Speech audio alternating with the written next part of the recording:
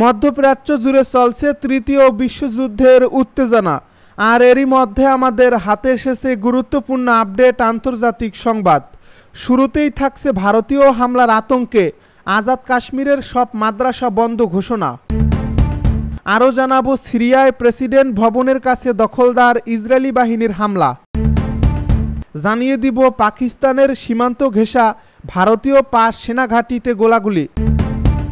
এবারে থাকছে পরমাণু আলোচনা স্থগিত, রোমে যুক্তরাষ্ট্র ইরান বৈঠক অনিশ্চিত। সবশেষে জানিয়ে দিব বেছে বেছে জবাব দেওয়া হবে, অমিত শাহর হুঙ্কার। এতক্ষণ শুনছিলেন গুরুত্বপূর্ণ আপডেট আন্তর্জাতিক সংবাদের শিরোনাম, এবারে বিস্তারিত।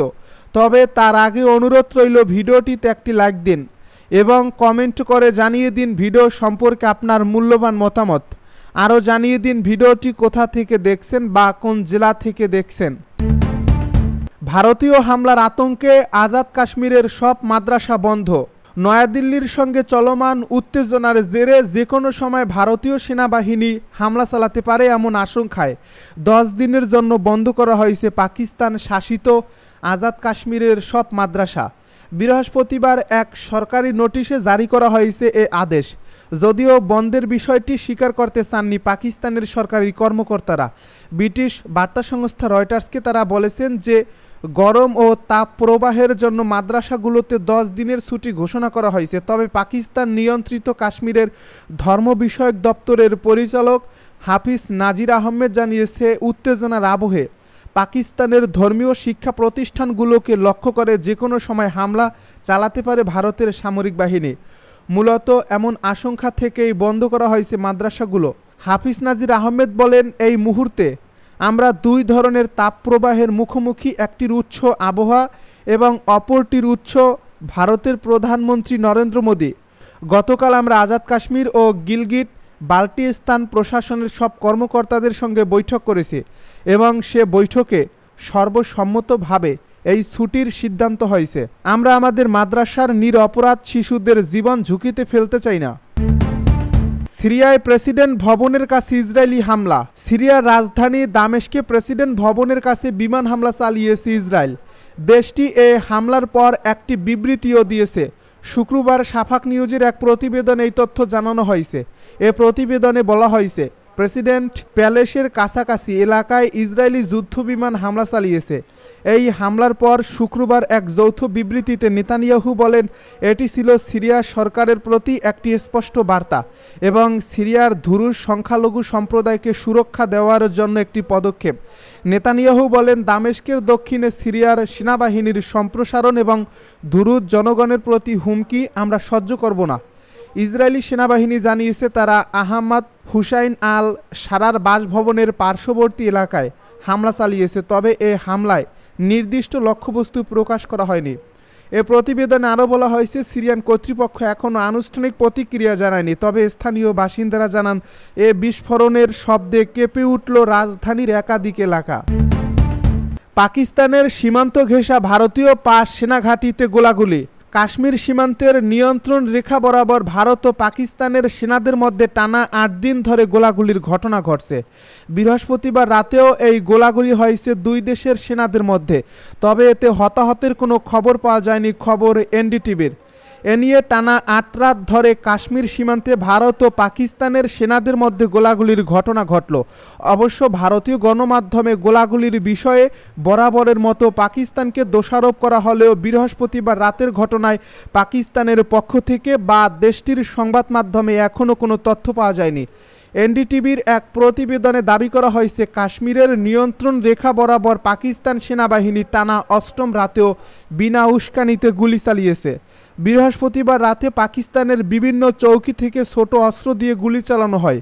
এই গুলির লক্ষ্য ছিল কুপওয়ারা, বারামুলা, পুঞ্চু, নওশেরা ও আখনুর। জম্মু ও কাশ্মীরের এই এলাকাগুলোর বিপরীতে থাকা ভারতীয় পোস্টগুলো ভারতীয় সেনাবাহিনীও এই 740 কিলোমিটার দীর্ঘ সীমান্ত জুড়ে পাল্টা জবাব দিয়েছে। এ গোলাগুলি এমন সময় হচ্ছে যখন এপ্রিলের 22 তারিখ পেহেলগাঁওয়ে 26 জন নিহত হওয়ার পর ভারত ও পাকিস্তানের মধ্যে টানাপোড়েন চরমে পৌঁছেছে। 2 দেশ একে অপরের বিরুদ্ধে পাল্টাপাল্টি নানা শাস্তিমূলক পদক্ষেপও নিচ্ছে। পরমাণু আলোচনা স্থগিত, রোমে ইরান যুক্তরাষ্ট্র বৈঠক অনিশ্চিত। রোমে ইরান ও যুক্তরাষ্ট্রের মধ্যে চতুর্থ দফার পরমাণু আলোচনা স্থগিত করা হয়েছে। বিষয়টি বৃহস্পতিবার নিশ্চিত করেছেন ইরানের এক ঊর্ধ্বতন কর্মকর্তা। তিনি জানান, আলোচনার নতুন সময়সূচি নির্ভর করবে ওয়াশিংটনের অবস্থানের উপর।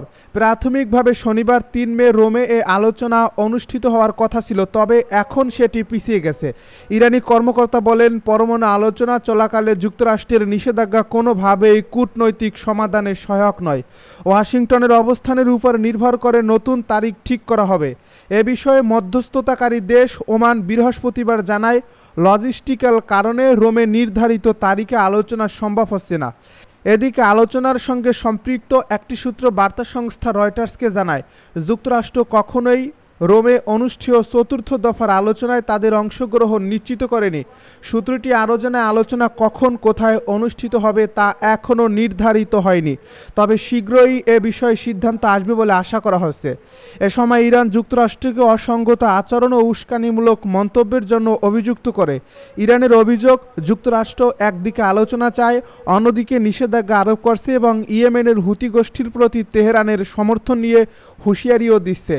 ইরানের পররাষ্ট্র মন্ত্রণালয়ের মুখপাত্র ইসরায়েলি বাঘারি জানান, তেহরান যুক্তরাষ্ট্রের সঙ্গে গঠনমূলক আলোচনায় বসতে আগ্রহী এবং তারা এ বিষয়ে পুরোপুরি প্রস্তুত।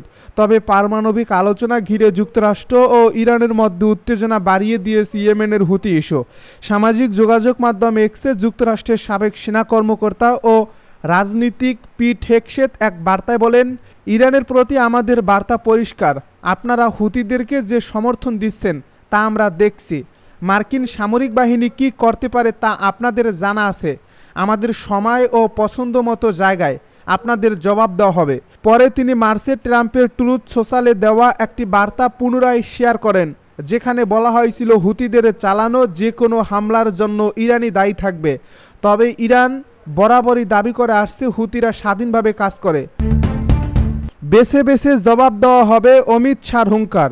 ভারত নিয়ন্ত্রিত কাশ্মীরের পহেলগাঁওয়ে হামলার ঘটনায় উত্তেজনা বিরাজ করছে সীমান্তে।